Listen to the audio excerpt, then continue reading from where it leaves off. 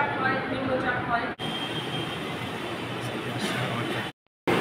একটা পূর্বাভাসের ভিত্তিতে আমরা যখন জানতে পারবো দুর্যোগ হতে যাচ্ছে, হয়তো আমরা এটা 72 ঘন্টা আগে জানি, হয়তো 3 দিন, মানে সবাইকে ধরেন একটা সাইক্লোন যদি এই এলাকায় সংঘটিত হয়, তো সব মানুষ আমরা কি সবাইকে নিতে পারবো? আমাদের কি এত পরিমাণ আশ্রয় কেন্দ্র আছে, বা সরকারি সাপোর্ট বলি, বেসরকারি সাপোর্ট?